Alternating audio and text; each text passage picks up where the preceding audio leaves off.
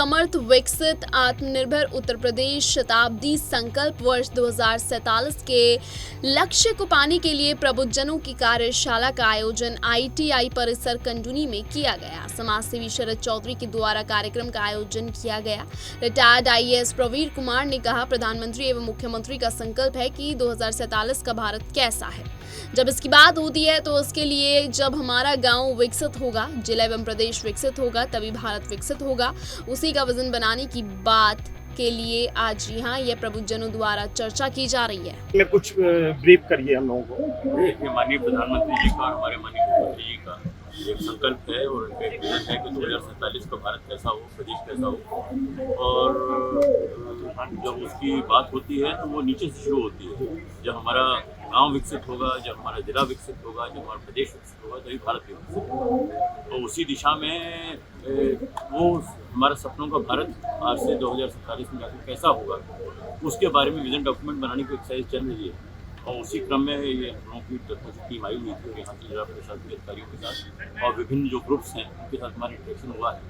और इसमें प्रदेश शासन की ओर से भी एक QR कोड भी लॉन्च किया गया है और एक उनके पोर्टल भी लॉन्च किया गया है, जिसमें जन सामान्य से भी सुझाव मांगे गए हैं कि वो लोग भी अपना विजन बताएं, अपने सुझाव दें कि क्या होना चाहिए, कैसा हम लोग आगे किस दिशा में ले जाएं। क्योंकि जैसा कहा गया कि इमारत वैसी होगी जैसे कि उसकी नींव रखी जाएगी।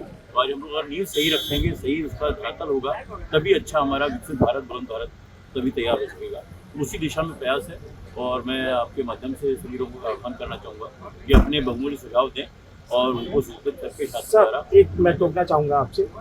अगर समृद्ध भारत की हम बात करते हैं, 6 ट्रिलियन इकोनॉमी की हम बात करते हैं, उसमें इंडस्ट्री का भी उतना ही योगदान है, उसमें हमारे शरद भैया का भी उतना ही योगदान है जो आज निस्वार्थ होकर के अपनी जॉब छोड़ करके आज इस क्षेत्र में आए हुए हैं। उतना ही योगदान हमारे अधिकारियों का भी है, हमारा उतना ही योगदान अफसरों का भी है। लेकिन जैसे BDO आपके जो भी पंचायत भवन बैठे हुए हैं, वहाँ पर सचिवालय सचिव नहीं बैठते हैं, वो अपने घर या कहीं बैठते हैं, वो प्राइवेट अड्डा एक बना लिए है वसूली का।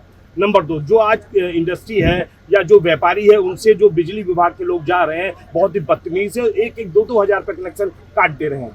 इस बारे में आप क्या कहेंगे? वो समृद्ध तभी होगा जब ग्रामवासी या इंडस्ट्रियल रिलैक्स उनको होगा, उनकी समस्याएं जो योजनाएं सरकार के द्वारा बनाई जाती हैं उनका सही तरीके से जमीन पे धरातल पे अमल भी होगा। तो उसमें वो किसी एक व्यक्ति विशेष के लिए हम लोग नहीं कर सकते हैं, वो सामूहिक प्रयास करना होगा, जिसमें जनता को भी सहयोग करना होगा। सुपरविजन की जरूरत है, जो हमारे ब्लॉक स्तर पे आपकी बात कर रहा हूँ, वरिष्ठ अधिकारियों का भी उसमें जो है नियंत्रण होना चाहिए, उसका सुपरविजन होता है।